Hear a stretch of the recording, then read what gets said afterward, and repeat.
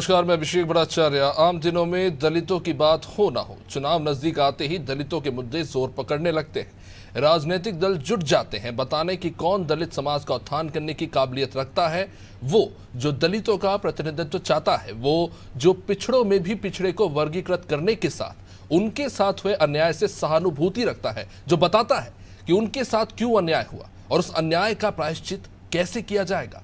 दलितों से जुड़े राजनीतिक सम्मेलनों में नेताओं के भाषण इन्हीं सब मुद्दों के इर्द गिर्द घूमते मिलेंगे। दलित समाज आज भी एक चेहरे की तलाश में है, जो जाति के जंजाल से जनित इस समस्या से उन्हें मुक्त कर व्यवस्था में सुधार ला सके। ऐसी एक समाज सुधारक थे काशीराम, जिन्होंने दलितों के उत्थान के लिए कई प्रयास किए, जिनके नाम का इस्तेमाल अब राजनीतिक दल कर रहे हैं। काशीराम की बात आज इसलिए हो रही है क्योंकि कांग्रेस 9 अक्टूबर यानी बसपा संस्थापक काशीराम की पुण्यतिथि के दिन दलित गौरव संवाद यात्रा शुरू करने जा रही है। दलितों के साथ पार्टी की बातचीत 26 नवंबर यानी कि संविधान दिवस पर समाप्त होगी। यूपी में सभी राजनीतिक दल दलितों को लुभाने में जुटे हुए हैं, लेकिन यूपी की ये 22% आबादी किस पार्टी से प्रभावित होती है, ये देखना दिलचस्प होगा। चर्चा की शुरुआत करेंगे, लेकिन उससे पहले बयानों पर एक नजर। कांग्रेस पार्टी का एक इतिहास रहा है। कांग्रेस पार्टी ने शुरू से ही दलितों के हक, अधिकार और सम्मान को लेकर के सजग रहे। उनको सदैव उनके जो संवैधानिक अधिकार हैं, उनकी शिक्षा से लेकर के स्वास्थ्य से लेकर के सारे मुद्दों पर कार्य किया है। और कांग्रेस चाहती है कि समृद्ध भारत का निर्माण हो, और वो बगैर उत्थान के नहीं हो सकता। अगर दलित कमज़ोर रहेंगे, जो तबका कमज़ोर रहेगा, उसके बगैर उत्थान नहीं हो सकता। तो कांग्रेस पार्टी तो दलितों को लेकर के बेहद संजीदगा रही है, शुरुआत से ही रही है। पार्टी अपने चुनाव को देखने का काम करती है कि हम जनता के बीच में किन मुद्दों को लेके जा रहे हैं। हमने वो लाभकारी योजनाएं शुरू की है जिसने सभी वर्गों को साधा है, और सबका साथ, सबका विकास, सबका विश्वास और सबके प्रयास के नाते हम लगातार आगे बढ़े हैं। 4 चुनाव में लगातार सफलता मिली है, लगातार जनता का आशीर्वाद मिला है।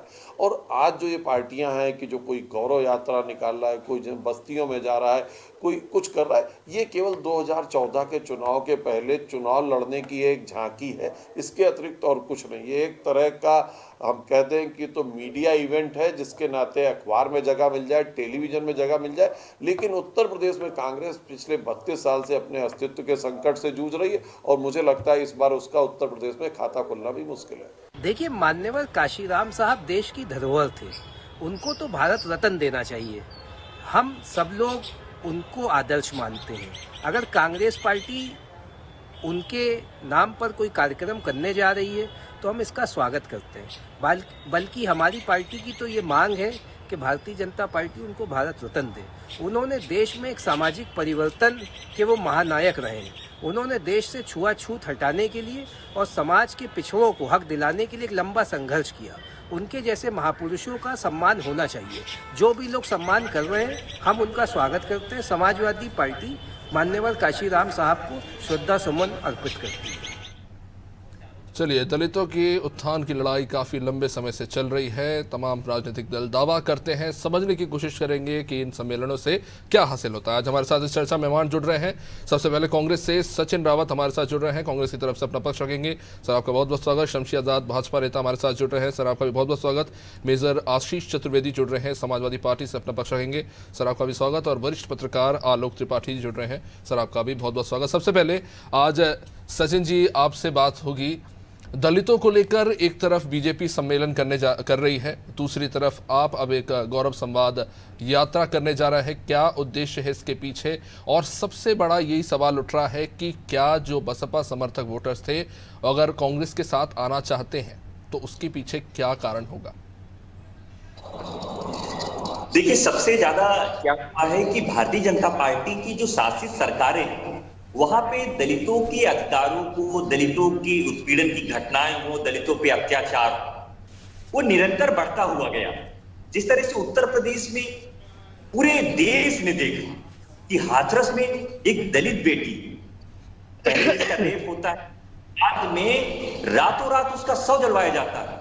उम्भा में जिस तरह से भारतीय जनता पार्टी की गुंडों ने दलित व आदिवासी समाज के लोगों की जमीन कब्जाई, श्रीमती प्रियंका गांधी जी ने उनका साथ दिया। उसी के अकॉर्डिंग कानपुर के निकट 20 किलोमीटर एक मंगता गांव, मैं उस पे आ रहा हूं, मैं आपकी बात पे आ रहा हूं। पहले मैं आपको सिनेरियो समझा देता हूं कि भारतीय जनता पार्टी के शासनकाल में किस तरह से दलित उत्पीड़ित महसूस करता है। कानपुर में मंगा गांव में कुछ दलित परिवार के लोग भीम कथा कर रहे थे। कुछ तथाकथित भारतीय जनता पार्टी के गुंडों ने उनको मारा पीटा और कथा बंद करवाई। अभी हाल ही में एक हफ्ते से ज्यादा समय नहीं हुआ है, प्रयागराज की घटना जो दिल दहला देने वाली घटना है। 3 दलित परिवार के लोगों की हत्या होती है, जिसमें से एक महिला प्रेग्नेंट होती है। भारतीय जनता पार्टी ने अब तक उसके घर पे बुलडोजर क्यों नहीं चलवाया? सचिन जी, हम लोग बात दरअसल ऐसी है कि दलितों पर हो रहे अत्याचारों की घटनाओं को पिन पॉइंट करने बैठेंगे तो 4 घंटे भी कम पड़ जाएंगे। बात दरअसल ये है कि दलितों को लेकर जब भी बात होती है या किसी भी तरह के जो आयोजन है तो उनकी बात होती है, बड़ी नेगेटिव पॉलिटिक्स हमेशा होती है। ये बात जग जाहिर है, चाहे मध्य प्रदेश हो, चाहे राजस्थान हो, चाहे उत्तर प्रदेश हो, सबसे ज़्यादा दलितों के खिलाफ यहाँ पे जो है घटनाएं होती हैं और होती आ रही हैं, किसी एक सरकार में नहीं, अलग अलग सरकारों में भी।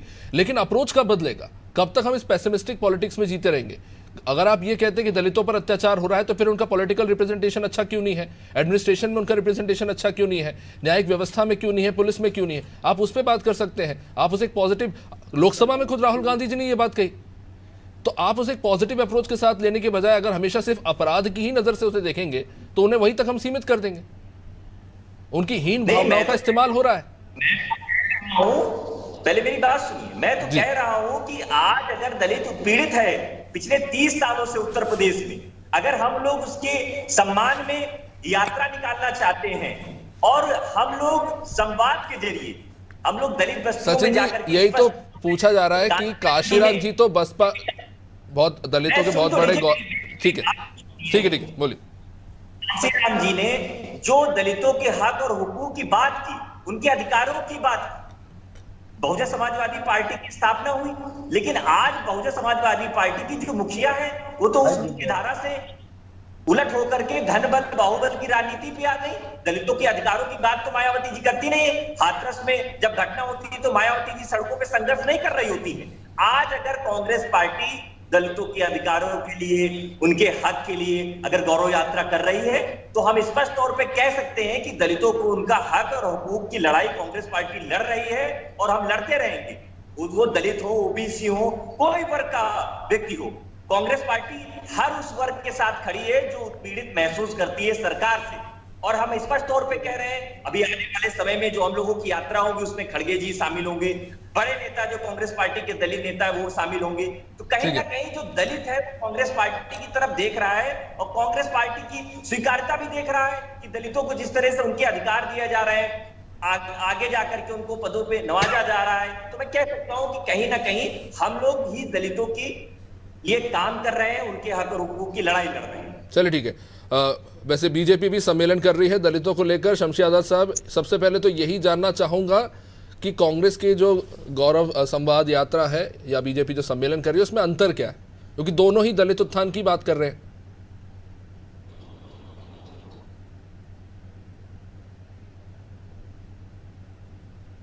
शमशी जी आपका शायद म्यूट है, ऑडियो नहीं आ रहा है, आप उसे एक बार देख लीजिए।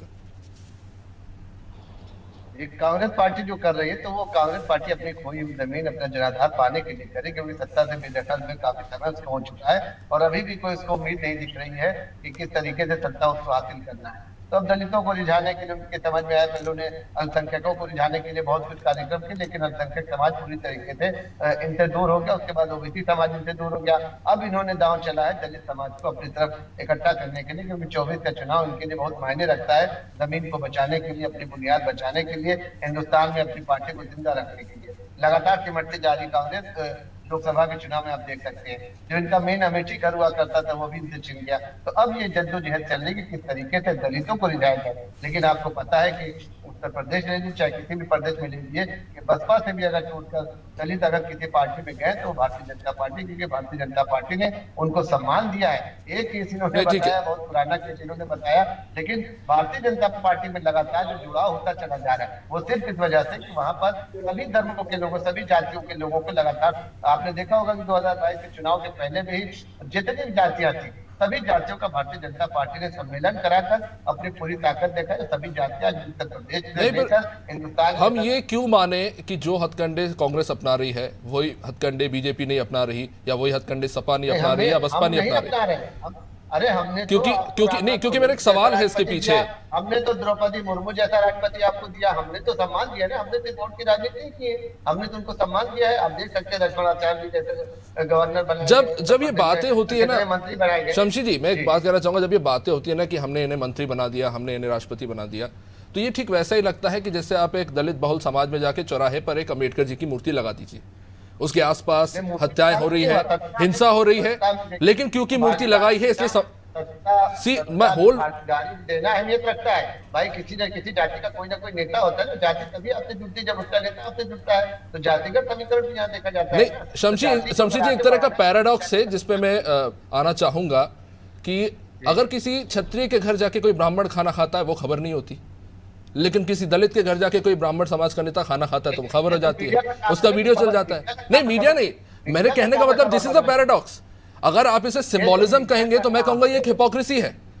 नेता सभी पार्टी के सबके यहाँ जाते हैं। एग्जैक्टली माय पॉइंट, यही तो मैं कह रहा हूं आज कि मुझे कांग्रेस सपा या बीजेपी में कोई फर्क नहीं दिखता। आप सभी सम्मेलनों में जाएंगे, वहां पे जाके दलितों के साथ सहभोज करेंगे, और ये मैं कांग्रेस के लिए भी कह रहा हूं, सिर्फ आपके लिए नहीं।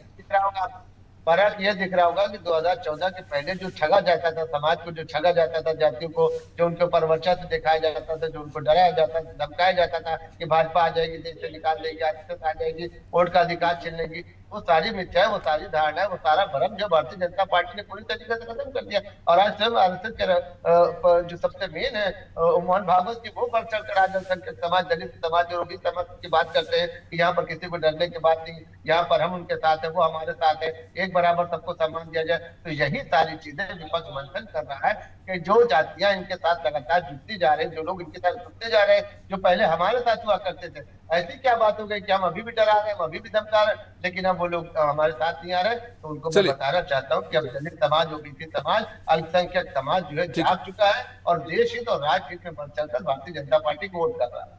ठीक है, मेजर आशीष जी भी हमारे साथ है। आशीष जी, आपकी पार्टी कांग्रेस के साथ गठबंधन में है और आने वाले समय में हमें स्पष्ट होगा स्थिति किस तरह की है। मैं चुनावी आंकड़ों पे बिल्कुल आज नहीं जाना चाहूंगा, क्योंकि अगर बात दलितों की हो रही है तो आज चलिए जमीन पर ही बात करते हैं, क्योंकि अब जमीन पर सम्मेलन की बात हो रही है, गौरव की, संवाद की, यात्राओं की बात हो रही है। तो इसे समाजवादी पार्टी किस तरह से देख रही है? इसमें तो कोई दो राय नहीं है कि उत्तर प्रदेश के अंदर विशेष रूप से दलितों के खिलाफ होने वाले अपराधों में बहुत ज्यादा बढ़ोतरी हुई है। और अभी हमारे जो भारतीय जनता पार्टी के साथी थे, उन्होंने जिस घटना को बहुत हल्के में बताया, वो घटना बड़ी घटना इसलिए है कि वो किसी व्यक्ति द्वारा नहीं की गई, वो की गई थी डीएम के द्वारा और पुलिस के द्वारा। तो वो बताती है कि भारतीय जनता पार्टी का रुख क्या है। वैसे तो अपराध सब जगह हो रहे हैं, उनको रोकना पूरी तरह तो बहुत ही मुश्किल होता है, कम किया जा सकता है। और दूसरी चीज जो देखी जाती है कि अपराध होने के बाद कि प्रशासन का क्या रवैया है। कि अपराध तो हो, ठीक है, आप उस वहां तक नहीं रोक पाए, लेकिन जो अपराध होने के बाद जो एक्शन लिया जाता है, पब्लिक उसको देखती है। पब्लिक ने वहां भी देखा कि वहां अपराधी कोई नागरिक नहीं थे, तो उस जगह का डीएम था, उस जगह की पुलिस, उन्होंने अपराध किया। तो जाहिर सी बात है, उन्होंने अपने कहने से तो नहीं किया, उनको कहाँ से कहा गया होगा, प्रशासन द्वारा ही कहा गया, भारतीय जनता पार्टी द्वारा ही कहा गया कि इसको रातों रात जलाया जाए। तो कहीं ना कहीं वो मानसिकता को दर्शाता। इससे जो है लोग जो है कहीं ना कहीं भारतीय जनता पार्टी पे विश्वास नहीं कर सकते कि भाई जब एक सत्ता में बैठी जो पार्टी है, जब वो इस तरह दुरुपयोग कर रही है, तो कहीं ना कहीं जब चुनाव नजदीक आता है तो आप देखेंगे सम्मेलन, ये बातें वो बातें, इस तरीके की चीजें। फिर क्योंकि अब भारतीय जनता पार्टी को इस बार जो है उम्मीद बहुत कम दोबारा रिपीट होने की सेंटर में। उसकी वजह है क्योंकि जितने भी चुनाव अभी देश में हुए, विधानसभा चुनाव, उसमें केवल गुजरात, उत्तराखंड और यूपी का चुनाव भारतीय जनता पार्टी जीती, बाकी सब जगह हार गई। देखिए आशीष जी, मैं खुद नहीं आना चाह रहा था चुनाव के बारे में, लेकिन आपने शुरू किया है। लेकिन मैं एक चीज कहना चाहूंगा जो आपने कहा, एक मिनट शमशी जी, मैं आऊंगा आपके पास। चुनाव हारते चले आ रहे हैं, 12 के बाद से 14 से लगातार चुनाव हारते चले आ रहे हैं। चलिए ठीक है, बात कह रहे हैं चुनाव पे नहीं, मैं आशीष जी एक मिनट में शमशी जी आपके पास आऊंगा। आशीष जी, आपने कहा कि जो घटनाएं हुई हैं जघन्य घटना है और उस पर बहुत गंभीरता से बात होनी चाहिए, लेकिन ये जो घटनाएं होती हैं, आपराधिक घटनाएं, ये सिम्टम्स हैं, कॉजेज नहीं है। जो सोशल हमारा डायस्पोरा है जिस तरह का, हमें उस पर बात करने की जरूरत है। अगर आप कह रहे हैं कि बीजेपी इसके लिए जिम्मेदार है, तो फिर आप राजस्थान को लेकर क्या करेंगे? वहां तो कांग्रेस की सरकार है। इस वक्त सबसे ज्यादा दलित अपराध जो हो रहे हैं उसमें उत्तर प्रदेश और राजस्थान बराबरी से टॉप में है। तो अब आप राजस्थान के लिए किसको जिम्मेदार बताएंगे? राजस्थान की सरकार को भी निश्चित रूप से वहां अपना जो है दोबारा चीजों को मैनेज करने की जरूरत है। लेकिन जो घटनाएं हो रही है, मैंने उस घटना को बाकी घटनाओं से अलग क्यों बताया? जब कोई व्यक्ति अपराध करे तो प्रशासन हर एक का हाथ पकड़ के नहीं रोक सकता, लेकिन जब प्रशासन ही अपराध करवाए तो वो सरकार द्वारा प्रायोजित है, वो फर्क वहां था। और जब कोई घटना घट जाती है तो कहीं ना कहीं जब आप देखते हैं कि प्रशासन कुछ मामलों में जो है वो ढीलाई बरतता है और कुछ जो विपक्ष से जुड़े होते हैं उन पे बहुत सख्ती बरतता है, तो कहीं ना कहीं ये जो डबल स्टैंडर्ड होता है, आज के सोशल मीडिया के जमाने में भारतीय जनता पार्टी जितना भी प्रचार कर ले, लेकिन ये सब चीजें अब जो है ओपन में आ जाती है। तो कहीं ना कहीं यही मैं बता, और यही वो कारण है कि भारतीय जनता पार्टी निरंतर हारती चली जा रही है। केवल 3 स्टेट छोड़ के बाकी सब जगह हार गई है। कहां से जीतेगी? और हमारी आलोक जी, आपके पास आना चाहूंगा। सीधा सवाल यही है कि आज दलितों के उत्थान की सभी बात करें, आपने सुना। एक मिनट समझी जी, आलोक जी काफी देर से सुन रहे हैं जी। आलोक जी, क्या जरूरत पड़ गई आज कांग्रेस को गौरव संवाद यात्रा करने की, और वो भी काशीराम जी की पुण्यतिथि पर? किस तरह से देख रहे हैं? देखिए, 2024 का लोकसभा का चुनाव सभी राजनीतिक दलों के लिए बड़ा महत्वपूर्ण है, चाहे सत्ता पक्ष के लोग हों चाहे इंडिया गठबंधन का लोग हो। तो जाहिर सी बात है कि उस चुनाव में कैसे ज्यादा से ज्यादा सीटें लेकर के दिल्ली की सत्ता पे काबिज हुआ जाए, उसको लेकर के ये चाहे दलित वोटों का मामला हो, चाहे मुस्लिम वोटों का मामला हो, तो पसवंदा समाज है, तो इन सब चीजों को लेकर के अभी तो ये शुरुआत हुई है और धीमे धीमे ये सब चीजें जो नजदीक आता जाएगा चुनाव, ये सब चीजें होंगी। क्योंकि देखिए, कांग्रेस एक राष्ट्रीय पार्टी है पूरे देश में और उसको ये मालूम है कि दलित वोट बैंक ठीक ठाक वोट बैंक है। और अगर जो चाहे बहुजन समाज पार्टी का मामला हो चाहे समाजवादी पार्टी हो, ये सब चूंकि एक स्टेट 2 स्टेटों में ही सीमित है, तो उनको ये मालूम है कि अगर दिल्ली में सत्ता हासिल कर रही है तो उसके लिए कहीं ना कहीं कांग्रेस भाजपा से मुकाबला करने में आमने 1 to 1 सामने होगा, इंडिया गठबंधन के बाद भी। तो ये बड़ा मुद्दा है, इसलिए उन्होंने इस चीज को, मुझे जो लगता है कि दलितों को ले जाने के लिए कि उनका वोट बैंक, क्योंकि प्रदेश का चुनाव नहीं है, ये देश का चुनाव होगा और इसमें ऐसी पार्टी को वोट दिया जाए तो ये होगा। जिस तरह से पिछली बार भी प्रियंका जी ने लड़की हूं लड़ सकती हूं का एक नया प्रयोग किया था, ठीक है वो सफल नहीं हुआ, तो एक दूसरा प्रयोग हो रहा है। तो राजनीतिक पार्टियां इस तरह के प्रयोग करती रहती है और इसमें कितनी सफलता मिलती है ये तो वक्त बताता है। जिस तरह से अभी राजभर का पिछला घोषित चुनाव अगर देखिए तो राजभर वोट बैंक था, लेकिन राजभर जी को लड़ाया गया, सब कुछ किया गया, लेकिन राजभर जी वोट नहीं दिला पाए। तो ये हर बार ऐसा नहीं है कि हम इस तरह के सम्मेलन, इस तरह की जागरूकता, इस तरह के घर जाकर के उनके यहाँ भोजन करने से वो वोट बैंक हमको मिल जाएगा। लेकिन राजनीति है, प्रयास करते हैं, उसमें कितना तब्दील होता है वोट बैंक ये तो समय बताएगा। आलोक जी, लेकिन सवाल ये उठ रहा है कि कांग्रेस के ये जो प्रचार और संवाद का कार्यक्रम होने जा रहा है, इससे कौन ज्यादा प्रभावित होगा, बीजेपी या बसपा? देखिए, जाहिर सी बात है कि ये जो वोट बैंक है ये तो बसपा का ही वोट बैंक है, तो उस कहीं ना कहीं ये प्रभाव बसपा का ही कम करेगी कांग्रेस। लेकिन ये वोट बैंक क्या कांग्रेस में तब्दील होगा, ये बड़ी बात है, क्योंकि जब समाजवादी पार्टी और बसपा चुनाव मिलकर, अगर जो एससी सीट से 17 में से अगर 15 बीजेपी जीतती है, सबसे ज्यादा सीट मेजोरिटी भी जीतने वाली भाजपा है, तो ऐसा क्यों माना जा रहा है कि बसपा ही सबसे ज्यादा प्रभावित होगी? नहीं, देखिए, वोट बैंक चूंकि ये कहते हैं ना कि दलित वोट बैंक आज भी बसपा का कोर वोट बैंक है, तो ये जाहिर सी बात है कि कहीं ना कहीं इसका प्रभाव तो बसपा पे पड़ने वाला है। वो ठीक है बात की उसमें सीटें अगर भाजपा के पास आई हैं सब चीजें, लेकिन वोट बैंक आज भी, जैसे समाजवादी पार्टी का अगर बात करते हैं तो लोग कहते हैं कि मुस्लिम और Yadav vote bank Samajwadi party का वोट बैंक है, ठीक है, तो उसी तरह से दलित वोट बैंक भी बहन जी का ही कहलाया जाता है और काफी हद तक उनका इस पे मतलब प्रभाव भी रहता है। तो वो अगर कांग्रेस की तरफ जाता है, इसीलिए चूंकि बहुत बड़ी संख्या में वोट बैंक है और कांग्रेस ने इसीलिए एक अभियान चलाया इस तरह का चलाने का प्रयास हो रहा है, कार्यक्रम बन रहा है कि जो घर घर जाकर के उनसे बात करेंगे या पद यात्रा निकालेंगे, क्योंकि उनको अगर हम जोड़ लेते हैं, वो वोट बैंक हमारे साथ आता है, तो जाहिर सी बात है कि यूपी में कांग्रेस की स्थिति मजबूत होगी पहले से। ठीक है शमशी जी, आपने सुना समाजवादी पार्टी और कांग्रेस ने जो सिंगल पॉइंट ये कहा कि जो दलितों पर अत्याचार हुआ है, अब कहीं ना कहीं उनके साथ सहानुभूति और उनकी जो मुद्दे उन्हें आगे रखने के लिए ये आयोग जो गौरव समान संवाद यात्रा होने जा रही है, क्या कहेंगे इस पर? और बीजेपी पे जो आरोप लग रहे हैं, लगातार लगते रहे, उसको लेकर? नहीं, ये उनके ऊपर जो अत्याचार और वो हुए हैं, अपराध जो उनके हुए, वो सब नहीं। ये हमने पहले ही बताया कि सिर्फ और सिर्फ वोट बैंक की राजनीति कांग्रेस पार्टी, समाजवादी पार्टी कर रही है कि जितना हो सके वोट अपनी तरफ खींचा जाए, सिंपैथी करने का काम करिए।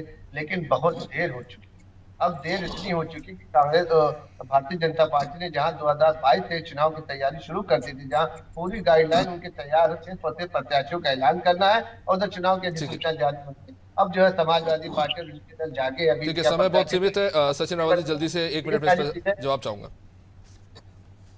देखिए, मैं तो स्पष्ट तौर पे कह सकता हूं कि भारतीय जनता पार्टी के प्रवक्ता साथी भी बता रहे हैं, द्रौपदी मुर्मू जी का नाम ले रहे हैं। मैं तो कहना चाहता हूं कि जब संसद भवन का जब उद्घाटन हो रहा था, उसके बाद जब वहां पे लोग सभी सांसद मौजूद थे, तब द्रौपदी मुर्मू को क्यों इनवाइट नहीं किया गया था?